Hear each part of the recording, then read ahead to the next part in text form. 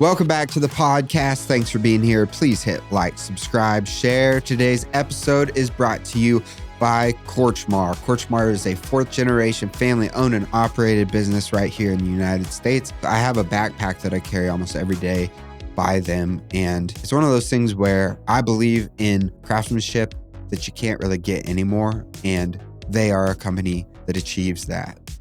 There's a lot of brands out there that you're paying for a name to feel luxurious. This brand, you're paying for a fourth-generation, American-made, U.S. manufactured company that makes stuff where time and progress is not welcome. I think of like the 30s and the 40s. What would have a leather bag been made of back then? Well, that's what they're making now. And you get 15% off with the code SHP. Again, that stands for the Stephan Hogan Podcast. Just go to Korchmar.com. Down in the bio, enter SHP at checkout. You'll get 15% off your entire order. I really recommend the Twain. It's one of the coolest products they have. And thank you for being here. 53% of the people that listen to this show are not subscribed. Please hit subscribe. It really helps us out so we can get guests like today's guest, Tom Douglas. You may not have heard his name before, but let me tell you about him, and then you're going to know a lot more about this name, and you won't forget it. Tom Douglas is a Nashville Songwriters Hall of Fame inductee and one of the most celebrated lyricists in country music history. Known for his masterful storytelling and emotional depth, Tom co-wrote the CMA and ACM Song of the Decade, The House That Built Me by Miranda Lambert, a modern classic that redefined heartfelt songwriting. His string of number one hits includes I Run to You by Lady Antebellum, Grown Men Don't Cry, My Little Girl, Let It Go, and Southern Voice, all Tim McGraw. Southern Voice Tour was my first country concert, and it was named after that song. That concert changed my life and made me a country music fan. He also wrote Raise 'Em Up, Keith Urban and Eric Church, that song. With Grammy nominations, multiple CMA and ACM awards under his belt, Tom's songs have become the soundtrack to a generation. Timeless, vulnerable, and undeniably powerful. Ladies and gentlemen, you're in for a treat. A lot of wisdom from one of Nashville's best, Tom Douglas. Here he is. This is the Stephan Hogan Podcast. So I have some quotes that I pulled, and these may be out of context, so if I say it wrong. But one of the things I heard you say was, I hated Nashville. And my question is, did you really hate Nashville in your 4 years here, or did you hate that Nashville meant like failure or represented something that was in you that had nothing to do with Nashville? Yeah. I mean, yeah. So I don't remember saying that, but I'm sure I did. But, you know, when you speak in podcast or in general, or if you write, we kind of have to write to the extreme. Yeah. So you say extreme things that, well, it was like, it'll stab you in the back. Oh yeah. Well, yeah. I mean, you know, there were some like, things. I hate Nashville? No, I love Nashville. I was probably referring to... It was your younger years. Yeah, the younger years. Yeah, I mean, it's hard making a living. I mean, if you're a roofer or you're doing a podcast, you work at Chick-fil-A, or you're trying to write songs, it's just flat hard making a living. And, you know, as they say, it's not really what happens to you, because bad stuff, hard things happen to everybody. It is how you respond to bad, hard things. That's really what defines who you are. How are you going to respond to it? So, yeah, I mean, the first 4 years were brutal when I was here, and I really looked at it as a mistake. And like, I don't know why I did that. I just wasted 4 years of my life. That's what I thought at the time. And you moved your father here. I moved my father here, who was with me, and that was a real complicating factor, as you well know. Yeah. Dealing with an aging parent who's not well. You know, physically and emotionally. I mean, that's tough, but that's just what Yeah, in and of itself, that is like a huge trauma. It's like a trauma. It's traumatic. Yeah, it just is. Which drove you to Texas. Yes. And then we know that, for people listening, you did real estate there. For 13 years. And then you fast forward to, this is where it kind of gets exciting. Yeah. But the renaissance of your music career. Right. At around that age of 40. Around, 39, 40. I have said this a lot in stuff I've done, but I always like to talk about it because, the misnomer, the perception is that if success doesn't happen in your early 20s, that, you've probably missed it. And I get the youth culture and I get the feeling of that. I didn't get my first song recorded till I was 41. And I always like to tell people that because it makes almost everybody feel better. It should make you feel better. Like you're really way ahead of the schedule, honestly. I didn't figure out who I was until I was about 40. In my 40s, don't they say in your 20s, we're looking who you are. In your 30s, you kind of find who you are. In your 40s, you kind of settle into who you are. My daughter, Claire, said that, I think, today. But I think that's true. But we put such pressure on ourselves, and when you're in the midst of it, you think, oh, gosh, life has passed me by, and everybody's got so much more going on than I do, and you got to be in a community of friends and people to, stop and say, wait, I get that you feel like that. I'm glad you can tell me that. But Steph, bro, you're actually right on time, if not a little ahead of the schedule. Relax, just enjoy what you're doing today with your beautiful wife and your beautiful boy. So you're right where you need to be. I appreciate you saying that because one of the things was, and that's what Natalie had mentioned in the podcast, was it was about your age and coming here at the age that you did. And I always felt that sense of urgency. Yes. I remember in my 20s, and then Jody Williams said something that I won't forget, but he said, like, songwriters, you don't have a lot to write about in your teen years and stuff. Right. And in your 20s, you're kind of gathering information and living life and experiences. Yes. And in your 30s, and that 30s really for me is where I feel like it's where I kind of reconnected my relationship with God. A lot happened. I had a kid. I lost my parents. Like, I'm 36 and I'm approaching 40, and forever in this town, I thought, oh, like time has passed me by. I moved here. It's too late. But one of the things that I love in just getting to sit down and talk to you today is the fact that you're a testament to the fact that you can come here in your 40s and have your best years yet ahead of you. Yeah. I mean, I'm living proof of that. And, whoever they are, they say, if it doesn't happen in your 30s, you've missed your opportunity. They say, it's just whoever they are. I don't know. But I mean, there's all that information that's in the culture that,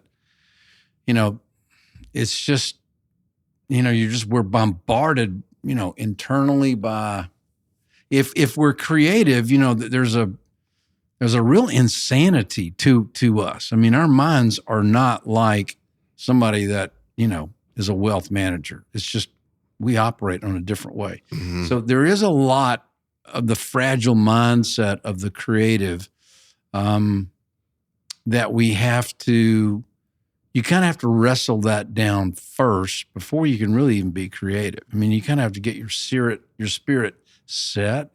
You have to relax. And you have to remember, whatever your faith tells you. My faith says sovereignty of God that's the only comfort I have.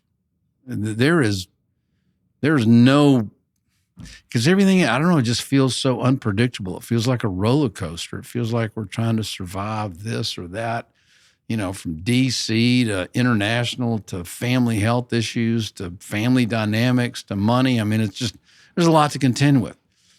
But at the end of the day, or even in the midst of whatever the crisis is, if I can just remember, hey man, in the beginning, God created the heavens and the earth. I mean, he started all this in motion. Relax. He's got it. I may not be okay.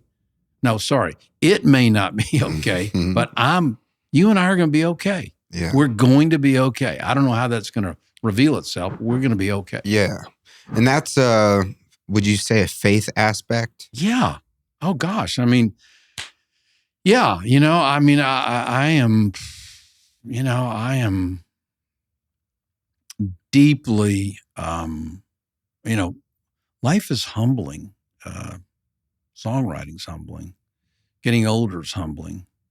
Getting younger is humbling. It's just, but the good thing about humility is it kind of drives you down to your knees. And that's not a bad place to be. It's like, open hands, Jesus, you got it. That's where I'm looking. I can't control it. I'm exhausted. Yeah, it's like our innate nature to try to hold on and control everything. Yeah. And it seems like when we let go, or at least for me, the things that have been great in my life have been the times that I've surrendered versus the times that I've tried to control the outcome. Surrender. And it seems like that's what you said. And you said, I surrendered my past so I could get on with my future. Yeah. And that was where you were at. And it seemed like, that was at that 40-year-old kind of like being in a broken place. And you said, I finally gave up. And it was interesting because you had quoted in one of the things I was listening to, Mark Twain. I don't think I quoted this verbatim, but the two most important days in a person's life is the day they are born and the day they find out why, is what I think you had said, that quote. Yeah. And I was like, that's profound. It is. Well, it's Mark Twain. It's brilliant and it's true. You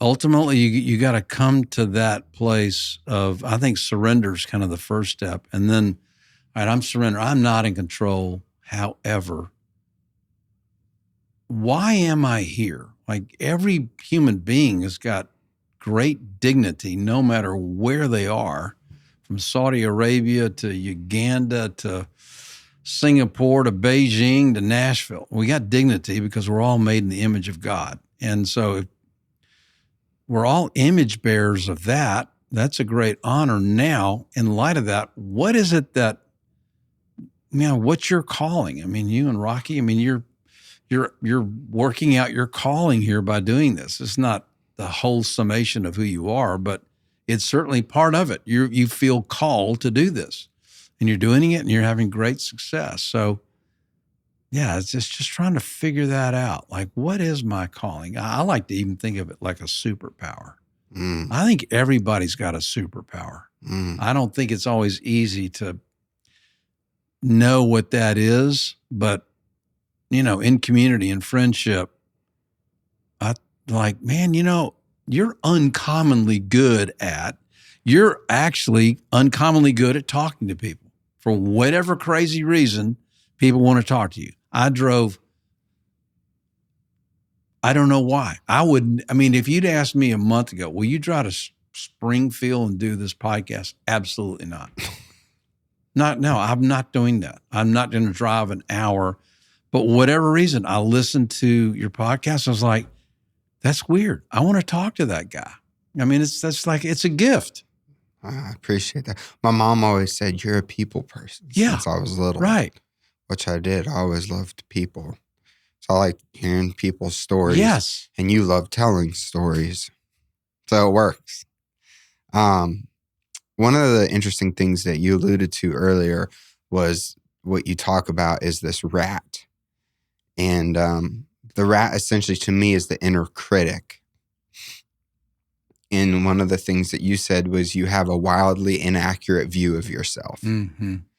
And I was curious when you say that, what that means to you. I just think, when we see our reflection, it's like looking at a funhouse mirror. We only see the imperfections. Mm.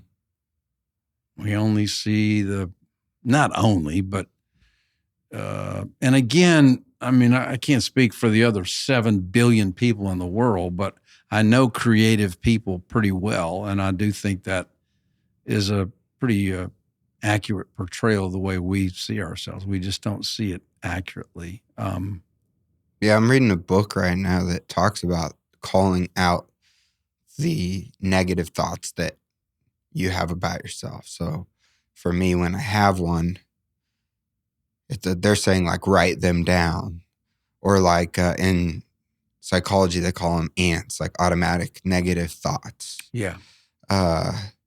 And I think most of us operate in that space, and it's very hard to rewire the neural pathways that have created this negative self-talk that we all have, that has definitely been perpetuated by social media and everybody looking perfect online.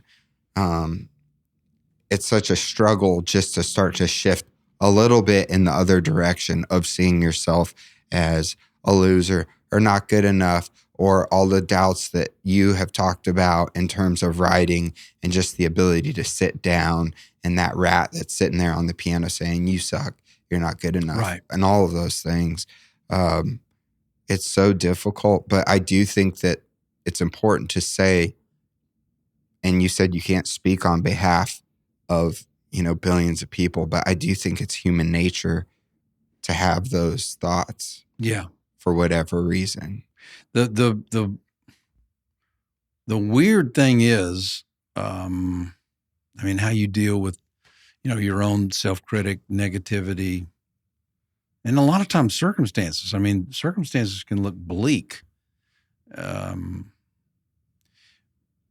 The weird thing is, I have found, instead of trying to arrest those negative things from coming at me,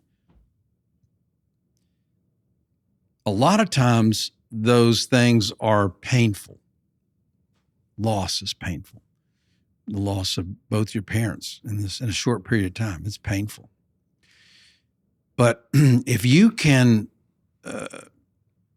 I guess you could kind of try to medicate that pain away. Like, I'm not going to think about it, or like I'm going to go to my happy place, or I'm going to do whatever your drug of choice is.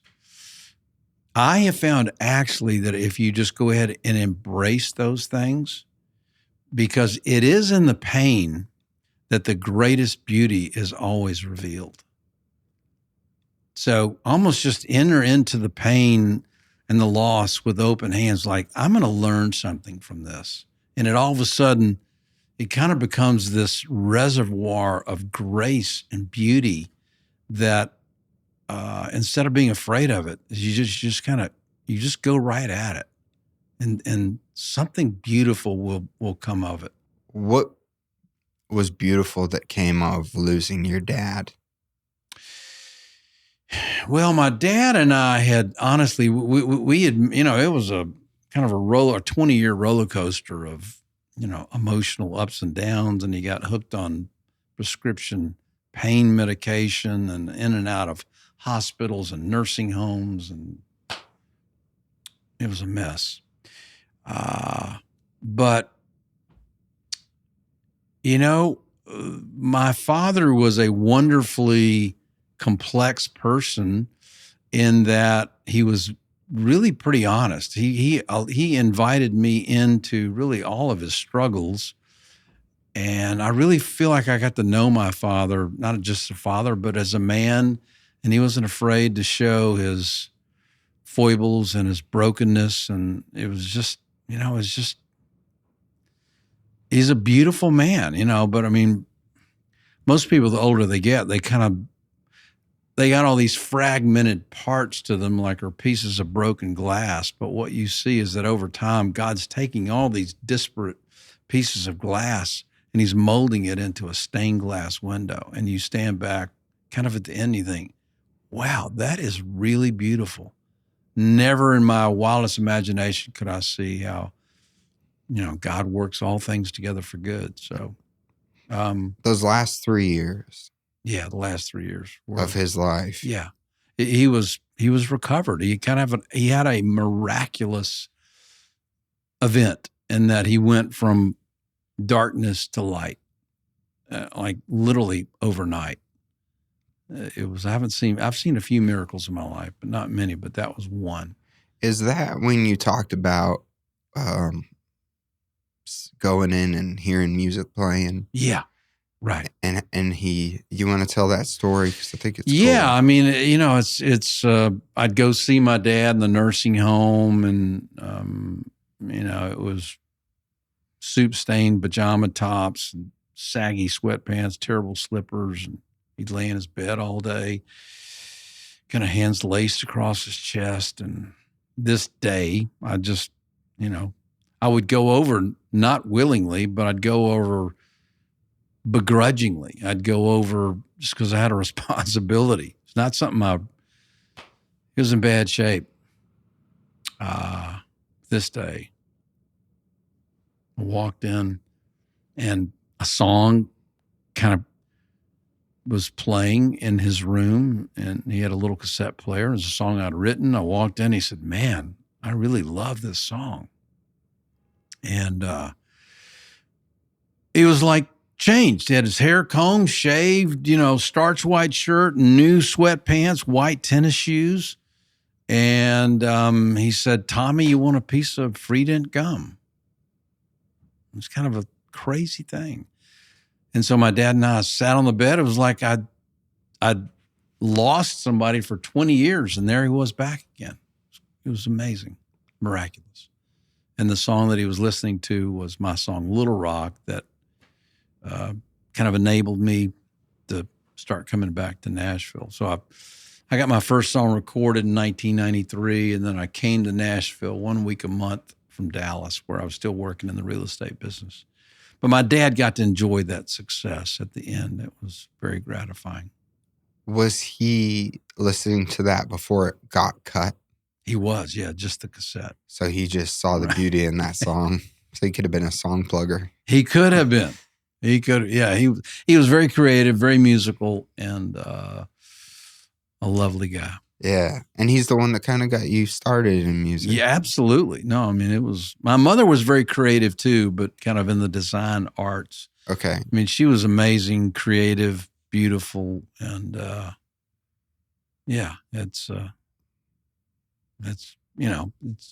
kind of a joy looking back to see where you came from. Mm-hmm. All those were just the sum of the parts of those that came before us. Yeah. I had a question because I was on Music Row the other day, and I stopped by and said hi to Jody Williams. And I was like, yeah, I get to have Tom Douglas on the podcast. And he's like, oh, how cool. He's like, man, like, how are you doing this? And I was just like, I don't know, God's blessing me with cool guests. And so we were just chatting a little bit and catching up, and I was like, you got any questions that you'd want to ask him? And he was like, well, I was curious because his recollection was that when you were, I think maybe in Texas, that Sony was showing an interest in you at that time. And he was curious if your move was because of that interest that you were getting from Sony. Yeah. So I moved to Texas, tried to forget all about songwriting. And I did for a while, and then slowly the soundtrack starts playing again in your mind. And I was like, okay. And I did have that kind of that moment of like, okay, I surrender. I've tried to control this and make success happen in music or whatever that looks like. I didn't even know. I didn't know what success was. But and then I surrendered. It's like, you know what? I can't do this. I really just want to enjoy music again. I had lost all my love for music. And so I slowly started writing again. I kind of felt this relief, like the weight was gone. Like I can't impress anybody, and I just want to enjoy it. I love it, and I just want to have some fun with it. And so I just kind of regained my love. So I would join songwriter associations in Dallas, where I lived. And then so the kind of the forerunner of the NSAI, the Nashville Songwriters Association International, which I encourage everyone to join. Were having a seminar in Austin. So I drove down to Austin for the weekend, and I'll try to abbreviate the story, but it just kind of shows you the randomness of things. So you're in a cattle call that morning, like 15 writers and 2 publishers from Nashville, and they listen to a verse and a chorus of your song. It sounds demeaning and not very human, but if you're kind of way out anywhere and you've got somebody that's had some success to listen and give you some feedback, it's very valuable. So I just think we have to get over all this. I don't know, that feels embarrassing. Hey, guess what? It is embarrassing. It's humiliating, but that goes with it. You can't do this without suffering the slings and arrows that go along the way.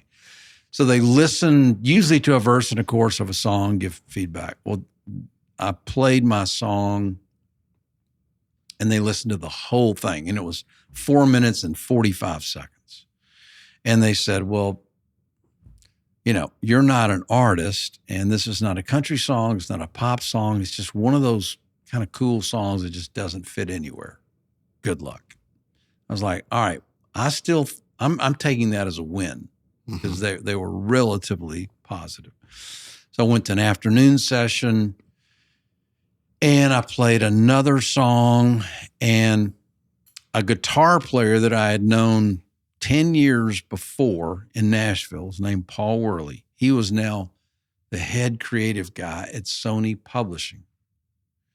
And he recognized my voice somehow, and he said, hey, who wrote this? And I raised my hand. He said, man, I'm glad to see you're still writing songs, and good to see you again.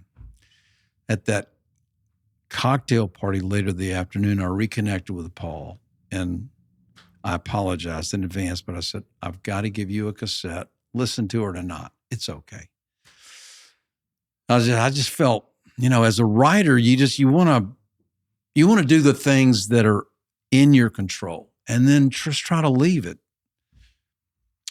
2 weeks go by, nothing. I didn't really expect to hear anything, but I was like, you know what? I wrote a song. I know the song's a good song. I know it is. And I did what I could. Well, 2 weeks later, I get a phone call, and it's from Paul Worley. He says, hey, man, I've been listening to this cassette. I think you've kind of turned the corner. Why don't you let me run with one of these songs and just see if I can get any action? And a couple of weeks later, he called back. And he said, you know what? Let's give this, let's give it a shot. And so he signed me to Sony Publishing when I was still a real estate broker in Dallas. And then Paul got Colin Ray to record Little Rock. And then a year later, the song had gone to number 1. Wow. And then you came to Nashville. Then I came, so that was 1993. But I still stayed in the real estate business and didn't move my family back until 1997. Okay. I still have a very healthy mistrust for the music business. Mm-hmm. Is that something that you would suggest for everyone? I would. What does that look like? What is a healthy mistrust? Well, the reality is, it's a relationship business, and it's also a transaction business all at the same time. It's a kind of a complicated relationship. It's not unique, but it's, I just think you got to keep your eye on the ball, and you got to do the one thing that you can do and spend most of your time doing that, which is you got to write songs. That's just what we do. And you have to write. It's not quantity, it's quality, but you got to write a lot of quantity to get to the quality. So I would just say, just don't bank on it too much and control what you can control. And if you got to power wash, restaurants to support your music habit, that's a noble pursuit. That's just great. And if it happens, it happens. But the songs do all the work. I mean, you've got all this infrastructure, and it's like all that's great. You got record companies and managers and publicists and A&R, like terrific. At a certain point, a writer has to sit down with a blank piece of paper and stare at it and create something that is going to be meaningful to somebody else. We're in the inspiration business. We're just trying to inspire the culture. Yeah. One of the things that you said, trying to write a hit instead of finding a point of my own inspiration, that's the kiss of death. Yeah. And I think it's almost inevitable as a professional songwriter or someone that's doing it. You want to have a hit. So how do you balance the desire for success commercially with the Rick Rubin approach of don't think about the audience? It's like a duality. Right. How do you balance that or like get it out of your head? Yeah. Therein is that's an unresolvable tension. It's paradoxical because it's hard to reconcile those two things. And the reality is they're both right.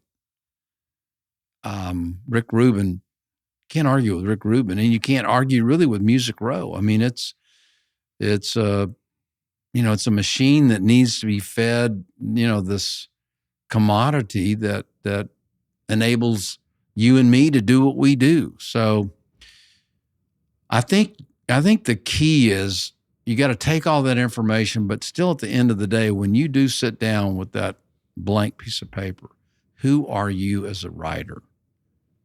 So there's some guys that are great at writing hit songs. I'm just saying for me, when I try to think of writing a hit, it's self-defeating. And the hard thing about that is that it's a hit.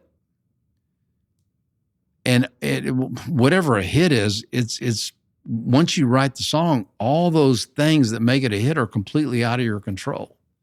The A&R people, the publicists, the radio promotion guys. I mean, all those things, you can't control that. So I just feel better creatively if I just think, man, I feel this, and there's a diesel mechanic in Forest City, Arkansas that's got grease on his hands. And he's got the garage door open. He's got a big fan that's blowing, and he's got a little AM radio that's up there and it's playing. What does that guy need to hear today?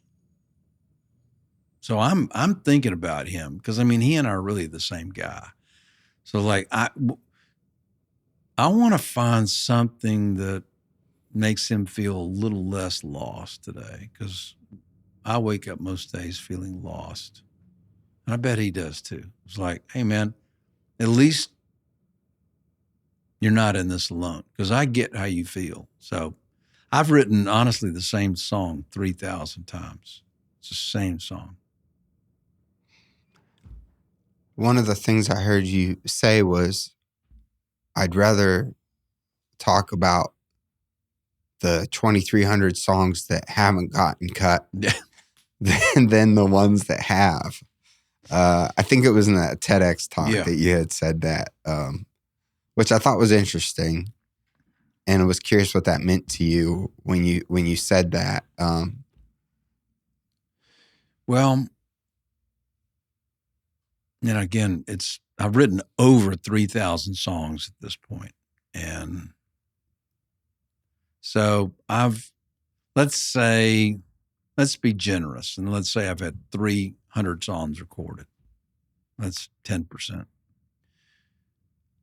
Well, let's also be generous and say 30 of those are really good. We'll be even more generous and say 3 are great. So, yeah, the 2,993 songs that are not great, I still loved my interaction. I love the idea. I love the process of doing it. I love collaborating with all those brilliant people I've had the fortune to collaborate with. But yeah, I just think that's, again, human nature. I mean, we tend to dwell on the losses. That's just the way we are. It's just I'm a screwed up person, and I'm kind of okay with that. It's like it's one of the reasons why I can do what I do is because I'm a little mixed up a lot of the time, and that's okay. But it's a double-edged sword. Yeah, it hurts me sometimes, but also it helps me a lot. Yeah. Your dad struggled with depression. Yeah. Is that something that was passed on to you? No, thankfully, no. I mean, I have always, because I am a control freak, anxiety is the thing that's I call it almost like a low grade anxiety. That's just kind of always there. It's like if the perfect temperature is 98.6, I can be running 99.6. And so it's not devastating, but it's just, you just feel a little off. So it's not always, but you got to find the way to deal with it again, it's surrender. Lord Jesus, you got it. I ain't got it. And I'm going to back off again. I've grabbed the reins again, trying to wrestle this thing down, and it's gotten away from me, and it leaves you just feeling terrible. Yeah. So I've struggled with anxiety a lot in my life. And I think that a lot of creatives I know have that same struggle, just mental health stuff. Yeah.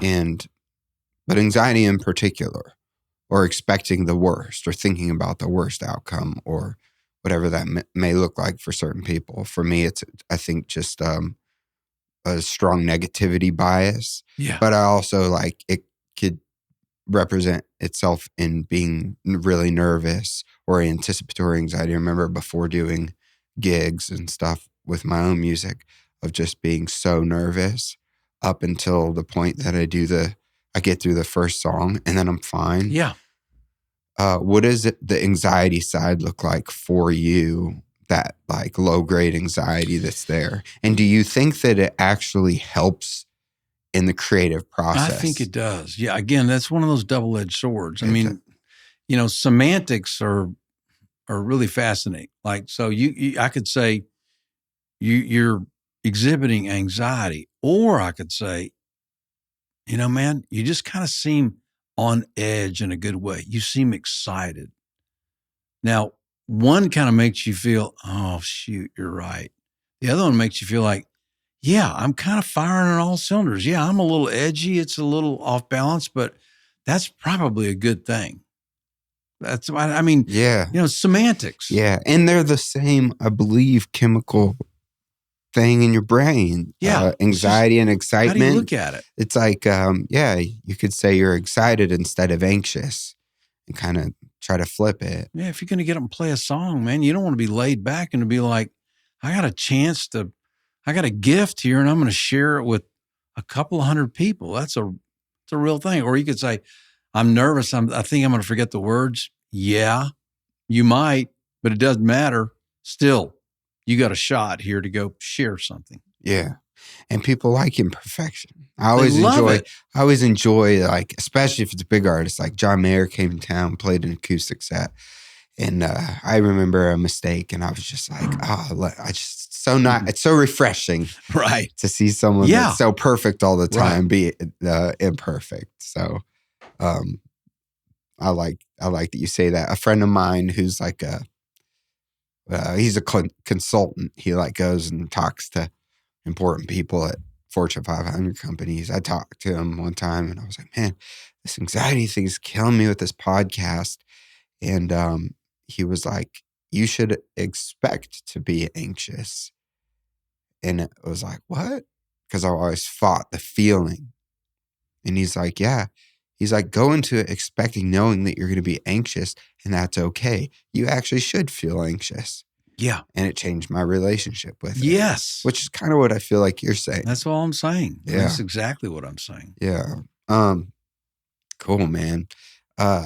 So when you had to go to LA to write with Tim McGraw for his movie, that kind of puts you in a headspace of, I have to have X, which is the outcome. But in order to get there, you have to think about getting there in terms of flipping on that brain to not the Rick Rubin side, but to the commercial side. Right.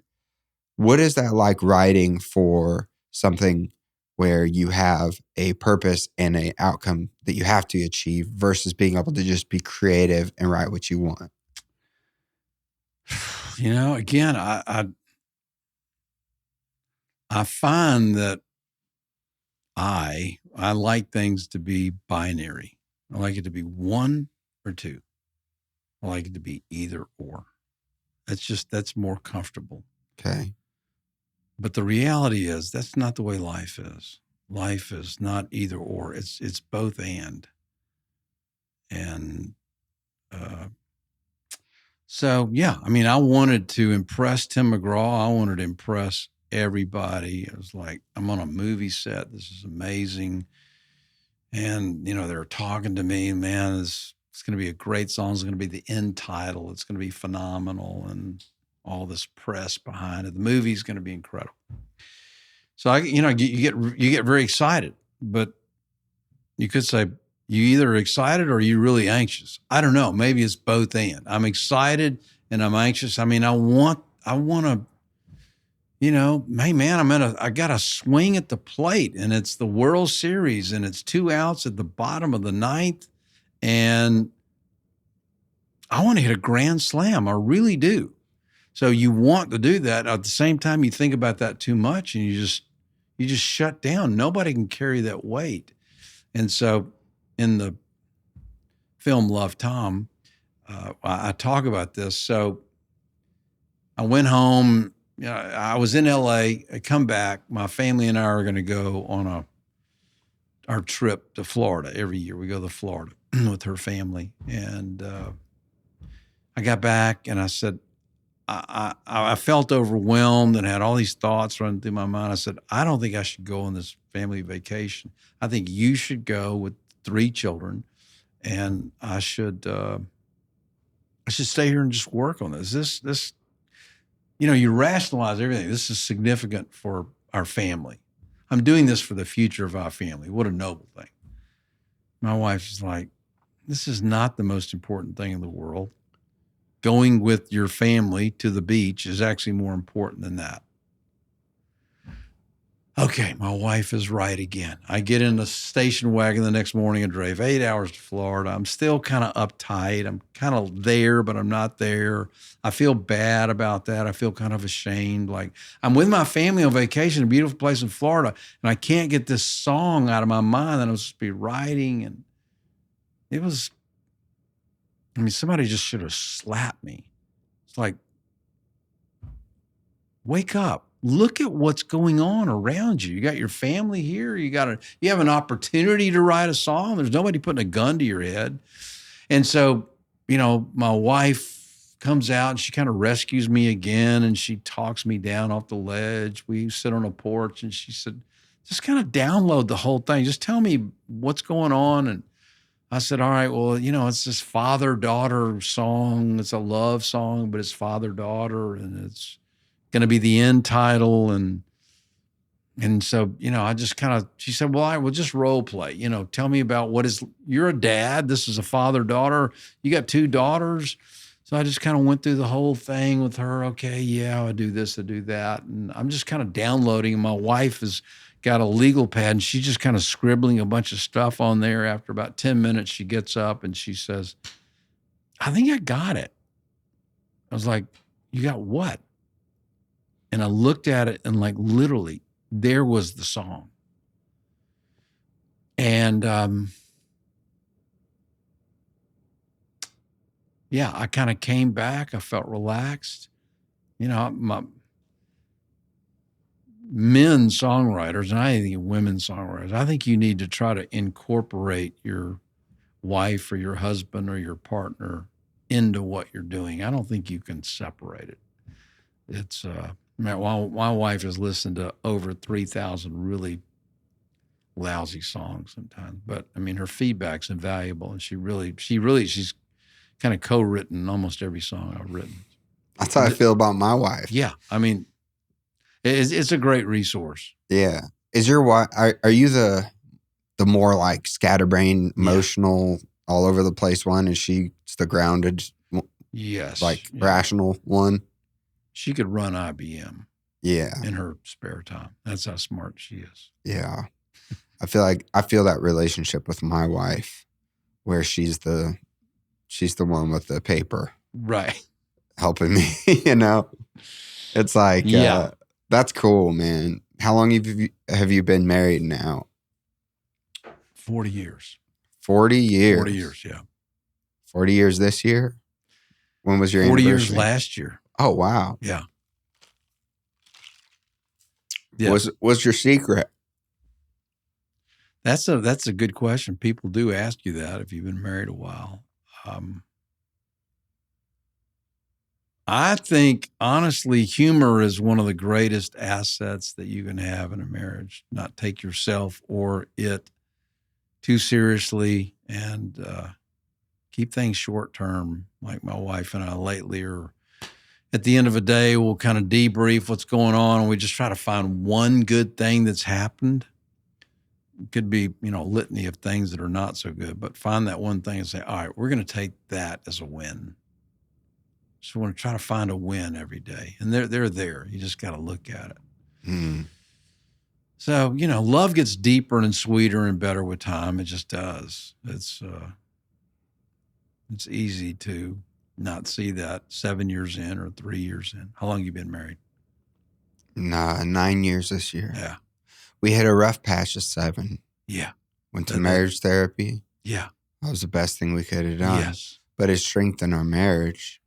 But I definitely view our marriage, it's quite different now than it was in the first, at 5 years. Yeah. But also feels more secure and grounded. Yeah. And I can't imagine at 40, which is an accomplishment. I mean, just imagine it might be a sad thing that's an accomplishment, but maybe also we're living longer now than ever. But I think 40 years is amazing. That's a long time. She's very patient. Let's just say that. Yeah. I have a question about people's opinions, because one person's opinion is an opinion. Yeah. And I'm sure your career has been fraught with opinions of what your songs are, or if it's good or if it's not good, or you turn it into a publisher and they say this, that, or the other thing. And one of the interesting things in hearing some of and doing research was that when you did The House That Built Me and you had turned it in, they said essentially that it was whatever. Yeah. And then you went back and you worked on it again, and then you found what set the hook up. Yes. And then that was like the aha. And then you turned it in, and then they were like, yeah, we got something here. How much trust have you put or not put in your songs and publishers? I guess the question is, like, one time I sent my song as a example to 5 different publishers, the same song, as a test. These are just people I knew in town that I knew would listen and give me feedback. And some said it was good. Some said it wasn't good. Some said it was great. And I was like, this is the exact thing that I've always thought of when it comes to gatekeepers, is that it's an opinion. Yeah. What is it like for you and your amazing career of your experience with the gatekeepers and being right?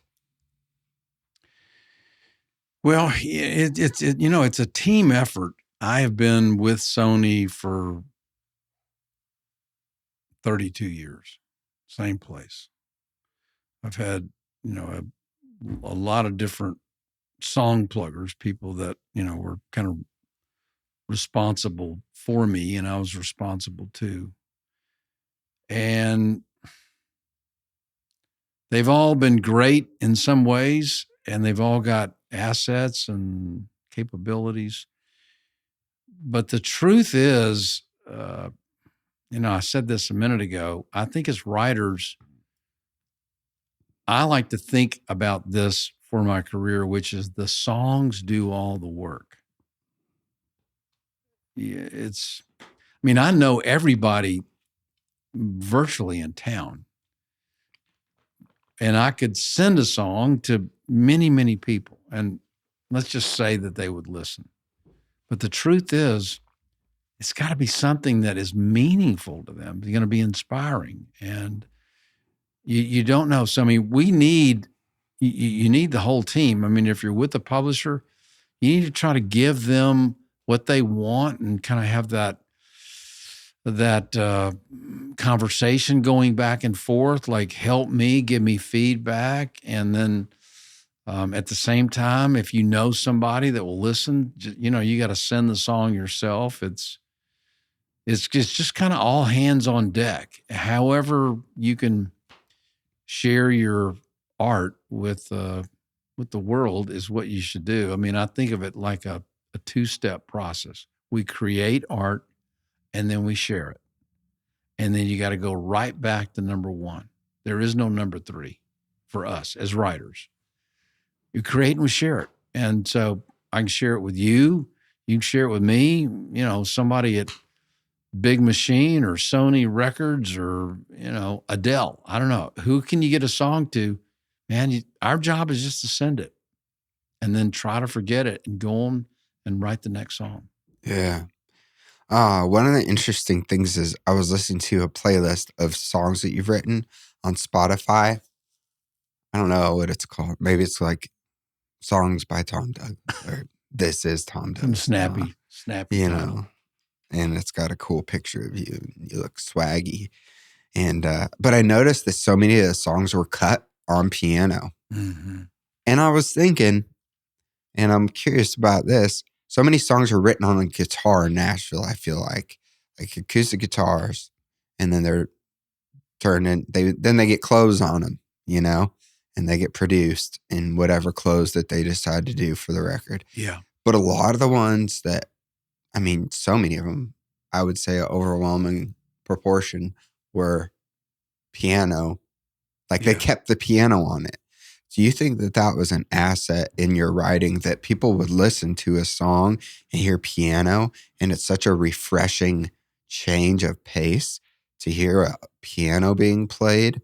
And yeah, maybe the chords are the same. Maybe it's a 1, 4, 5, 6 progression, but for some reason on piano, it just hits different. Yeah. Have you seen that in your career? Yeah. Again, Nashville is a guitar town, no doubt about it. And I am crazy about guitar, crazy about it. And I'm not saying this to be self-deprecating. I've got to be one of the worst guitar players in Nashville. And there's some really good ones. But I do love guitar. My instrument is piano. It's just, I've tried to do a lot of different things and reinvent myself in many ways. But the truth is, I write songs kind of one tempo, and they're all kind of serious. And if I can't sit down and play it on piano, just a piano vocal, I probably have missed the song. So the majority of the songs I've had recorded are. And my hope is that, I kind of give somebody an original, like The House That Built Me we gave to Miranda and Frank Liddell. It's a piano vocal, the way Alan Chamberlain and I wrote the song. But the brilliance of Frank and Miranda is they could take the original and then recast the song and reimagine it for who she is as an artist. That's the beauty of a collaboration like that. And it turns into a Guy Clark, Texas guitar vocal. Yeah. And even the pocket on how you sing it on piano and the chorus is different. Completely different. Versus her, which was interesting to hear in your film, just hear you singing that song. I was like, oh. I was like singing along and I was like, oh, you got me there. Yeah, it's... Same thing with I Run. Yes. I Run to You. Yeah. I Run to You. I was like, oh, that's so interesting to hear it, just a piano vocal by you. Yeah. Will you tell that story? And I think this is important for songwriters and this goes for me, I'll just speak for myself. Like I'm writing, again, I lost the love for it like you did. I played in church my entire life. Mm-hmm. And as soon as I turned 18, I was an intern leading worship. I started getting paid to lead worship. And then fast forward, I worked at the church, led worship, went to another church, bigger church, led worship, moved here, got a job at a church, led worship. So from essentially age 18 to maybe, let's say, 34, that was what I did my entire life for money. It was my religion and my music. Yeah. And when I stopped playing in church and my mom passed, I kind of lost the love for music, for playing, for the reason that I picked up a guitar in the first place because my dad would play around the campfire with me and my brother when we were camping in the Sierra Nevada mountains growing up, And I felt this immense amount of guilt. Like, why don't I want to do this? Yeah. I almost feel like I resonate with you going and having a hiatus from it. Like, this is dead to me. I'm putting it in the back seat. Right. And I was going through my phone and I saw after my mom passed that all my guitar videos or song idea videos had just vanished. And then with my dad passing recently, I was telling someone this recently, like the inspiration and the drive to write again came back because it was like, I want to honor my dad. Yeah. And I feel a draw and that pull that you can't get away from, even though I've been trying to run from it for a long time. I feel it and I'm scared because I am scared that I'm going to suck. Yeah. Even though I've written songs that I really like in the past and it's gotten me in some cool rooms and things, I am incredibly insecure about it. This is the first time I've said it to anybody, actually. Yeah. And I'm scared to the point that I'm almost like paralyzed by a paralysis by analysis. Yeah.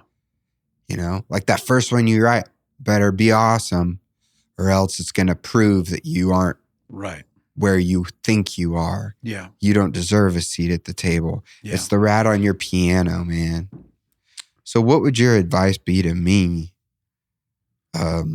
Someone who I guess maybe, there's a little parallel there. Sure. When it comes to, and I'm sure I'm not the only one who has a weird association with music or songwriting, or they did it because they loved it and then something happened. Right. And then the guitar became a sign of, like, it represented death or it represented failure or whatever. The instrument became something other than the purity it once was. Yeah.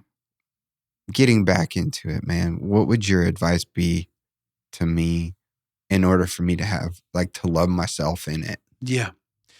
Excellent question. And the fact that you can at least articulate that and say it out loud is a real healthy sign. It shows that it really doesn't have the hold on you. The fear doesn't have the hold on you that you think it does. I get that you feel like it does, but I'm telling you, sitting here across from you, it doesn't. So it's there. The beautiful thing about what we get to do is, and we do get to do it, God's given you an immense gift, is, just kind of remember, hey, it's a gift. I just want to enjoy it. And I'm going to do the thing that I know to do and not put all these stipulations on it, which is I'm going to write one song a week by myself. And I'm going to look up at the end of a month and I'll have written 4 songs by myself. And, I'm going to try to get anybody I can to listen to them, from my wife to my family to, it doesn't matter, rock it. Writers have to be heard at some point. I would just say, put your head down and just write some songs and don't look at each. I mean, you're going to give the best shot you can to each one, but, repetition over something that's difficult or fearful, just sheer reps, honestly, alleviates a lot of fear. I love to play tennis, and really I'm so mediocre at it, but I've taken lessons for years, and what you do find, I mean, everybody's got their forehand's better than their backhand or whatever. And so you tend not to do the things that you're not good at because there's that fear. But, if somebody just forces you back into the funnel of just practicing something that you're not good at, man, all of a sudden you kind of start to enjoy it. So what I'm saying is, it's reps, man. Just write one song a day, a week. It doesn't matter. You just need to get back up on the horse, write it, and find a few people to give you some feedback and just keep going. And that actually will lead you to somewhere really amazing. I love that. That's my homework. Yeah.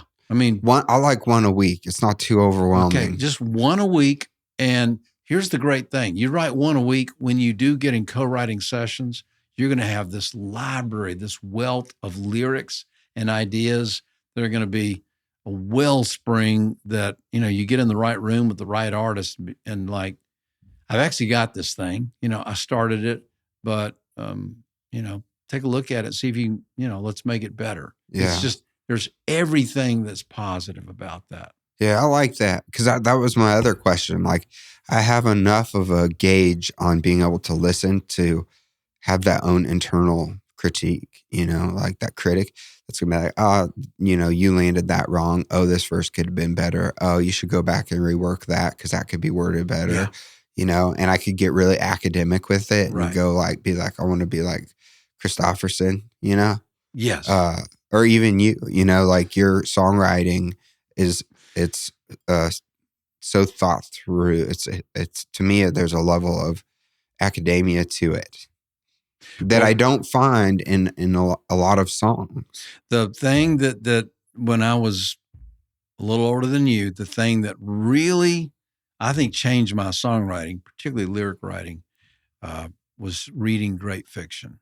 Hemingway, F. Scott Fitzgerald, To Kill a Mockingbird,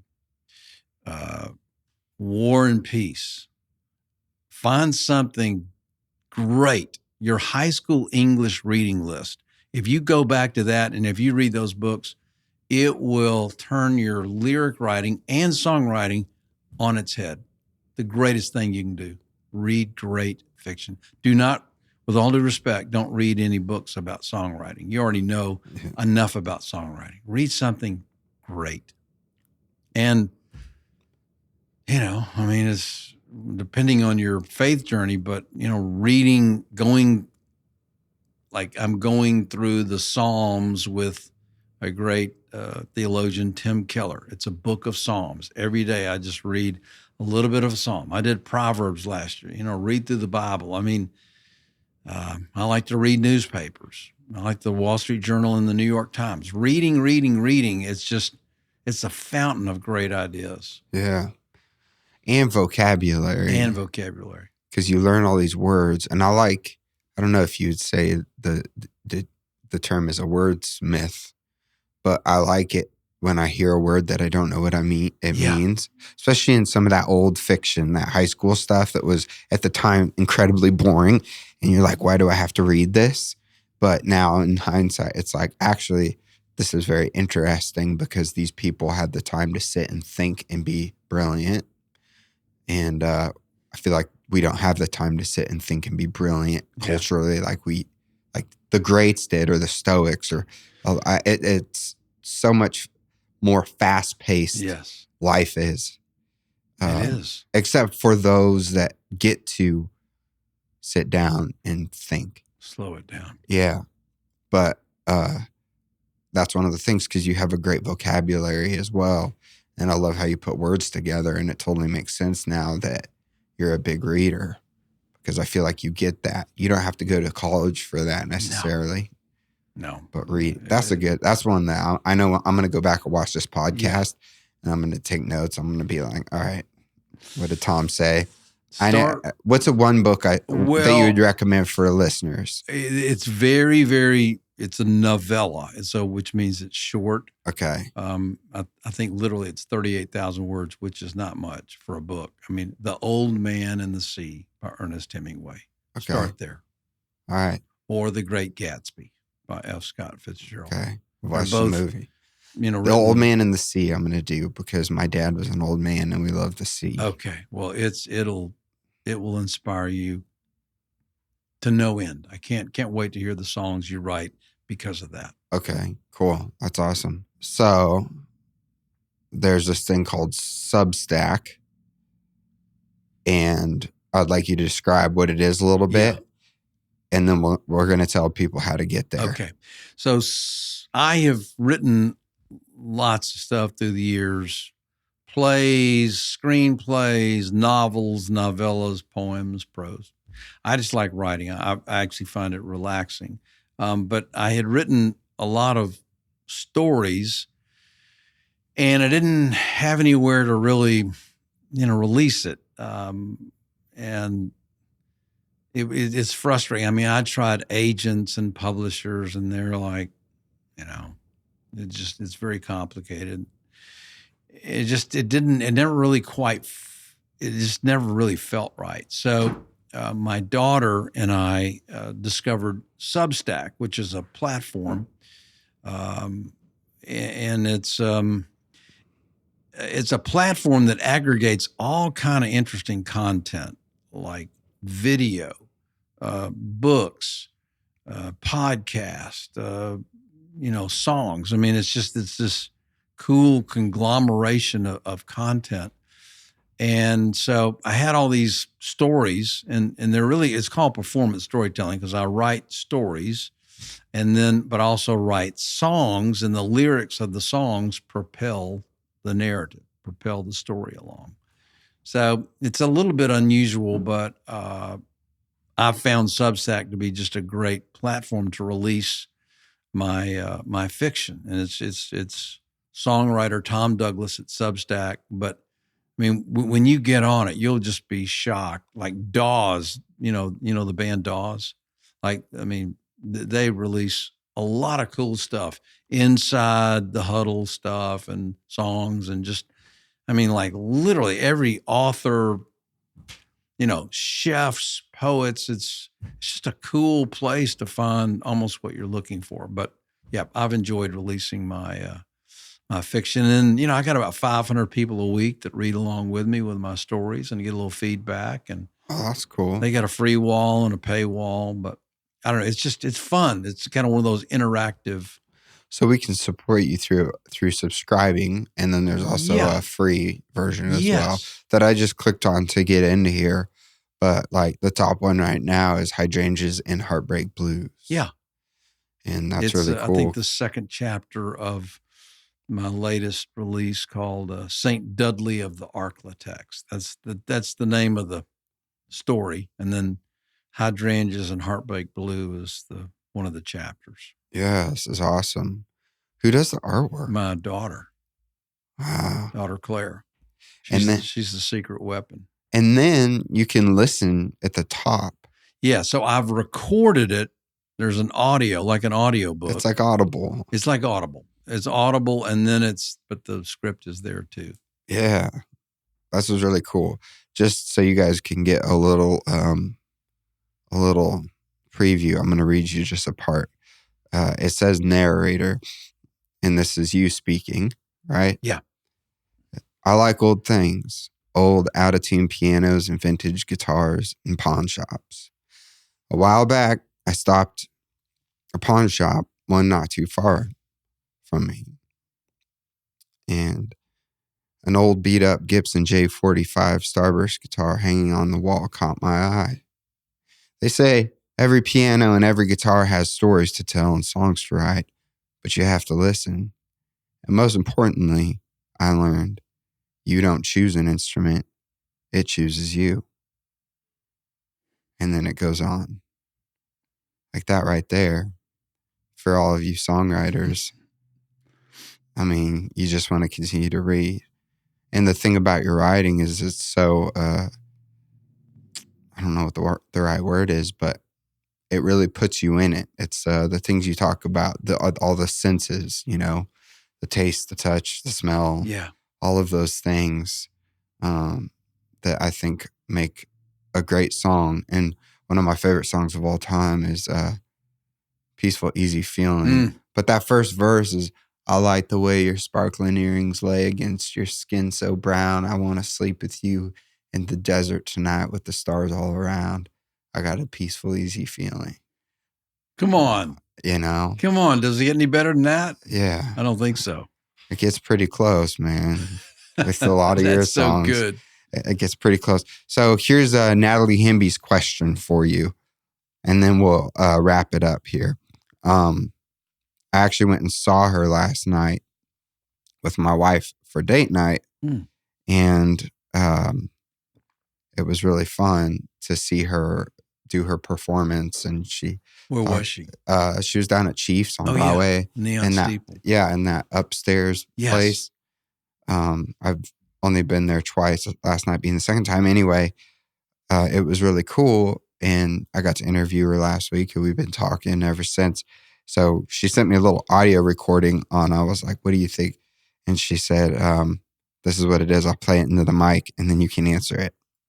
Hey, I want you to ask him how long it took him to prepare for his NSAI speech. Because I just played it for somebody else the other day he's an older man and he wants to start songwriting and he's really good. But he just the whole speech is, what am I doing here? And I was just curious how long it took him to write that. Some people, if I had to write something like that, it would take me, probably like a month, honestly. Anyway, she goes on not knowing and being curious. Yeah. And for anyone listening that hasn't listened, you can just YouTube Tom Douglas NSAI or the induction into the Songwriter Hall of Fame. Right.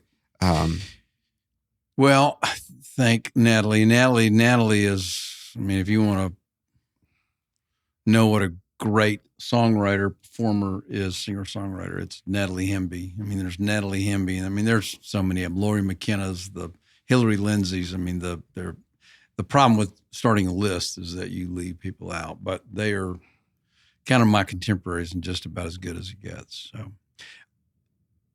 So yeah, I was inducted into the Nashville Songwriters Hall of Fame in 2014.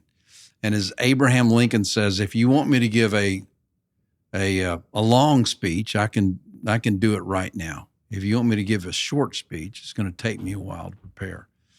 I think the Gettysburg Address, which some say is one of the greatest speeches ever given, is like, how many, look this up, Rocky, 244 words. I think that's right. Okay. 244 words. So it's like, it's a notebook. It's a piece of notebook paper. One of the greatest speeches ever. And it took Lincoln a long time to write that. Do we know how long? No, but you could probably Google that as well. But I think, as memory serves, Let's see. It's going to be 272 words. Okay, sorry. That's nuts. All right, 272 words, which still, Wow. it's a piece of notebook paper.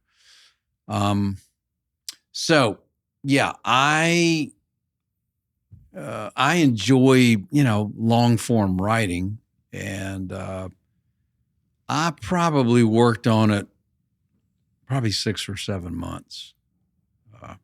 Wow. When you are inducted anywhere, what they say is the most common pitfall is in your acceptance speech. I'd like to thank my third grade teacher and I'd like to thank my mother, and I'd like to thank the guy that, showed me how to play a G chord, and all that's cool. But they say nobody cares about that. The reason is because nobody knows about that. What we all care about in the audience is ourselves. That's what we care about. That's human nature. So if you're going to give a speech, what you want to do is think about the person that's going to be listening to it, and like, what's going to be meaningful to them? Like, how do you engage that person? And I think a story, that's the way we engage people's interest. So my acceptance speech was really it was a story, but the literary device that I used was a letter that I wrote to a very desperate, discouraged young songwriter that was thinking about quitting. And so instead of just giving an acceptance speech, I'd like to thank so-and-so, I just said, I actually wrote a letter that I think might be applicable to you all, but it's only 12 minutes long. And that's the hard thing, is to consolidate it down to 12 minutes. But the speech got so much interest over the years that I never quite knew how to deal with it until I got to see Bruce Springsteen on Broadway in 2018. I was at a real low point in my career, one of my many low points. I saw Springsteen on Broadway, and he was just telling his story. It was an intimate theater, 300 people, Springsteen's stories and songs. Mm-hmm. And I saw that and I thought, oh my gosh, that's the template. I now know what to do with my 12-minute Hall of Fame speech. And I blew it up into an hour and 15-minute performance of my stories and my songs. I did that hundreds of times. And a very talented Irish film director, Michael Lennox, saw the performance and said, I actually know how to make a movie out of that. And so that's where the movie came from, was just doing from the Hall of Fame speech to the performance to the film. Yeah. So it really planted the seed, not only in other people, but in you. And then it's just started to get watered slowly and slowly. And then that Springsteen experience just was like a light bulb. Like, okay, I get it. Yeah. In watching it, you can rent it on Amazon Prime. It's on Prime. I did that. I think it was $3.99 to rent it, or you can buy it. But it's very unique. I don't know that I've ever seen anything like it. And I would highly recommend that people go check it out, because it covers so much more of Tom and his story, and things that we didn't cover in this conversation that I intentionally didn't cover, because I want you all to go listen to it and watch Love it. Tom on Apple TV or Amazon Prime. Yeah. And it's cool too, because you get to see historic places in Nashville. And just a little teaser alert, it is almost filmed in a continuous, like, feels like a one shot. Yeah. A continuous one shot. There's travel in it. He gets in his there's walking, there's performance. It's very engaging, very thought provoking. And I took a lot of notes from it. Thank you. Yeah. So thank you, man, for coming on the podcast. Pleasure. Yeah, it's been an honor to have you here and have your time and have you drive all this way. But everyone go check out Tom on Substack, and definitely do check out the film love, comma, Tom. Like we love Tom, but it's love, Tom. Love, comma. Yeah. All right. Well, Thank all right, you. ladies and gentlemen, Thanks, Tom Stephan. Douglas. Enjoyed being with you very much. Thank you. And that's a wrap on today's episode with Tom Douglas. Please go check out his Substack. Also, you can follow him on socials and check out all of his songs there's different playlists on Spotify, Apple, etc. of the songs that he's written that are cuts. And it's amazing to see how many amazing hit artists have cut his songs. It's incredible. And we didn't go there in the episode because, again, people always ask the same questions, and I like to ask the questions other people don't. Please check out his movie as well. I watched it 1.5 times, and it is very thought-provoking. I think that you don't have to be a professional songwriter to write songs, and I actually think that writing music, writing poems, writing out, and just journaling is one of the best things you could possibly do. It's proven by science. It's great for mental health. So maybe this episode will inspire a new generation of songwriters. Thanks again for being here. We'll see you on the next episode. This is the Stephan Hogan Podcast.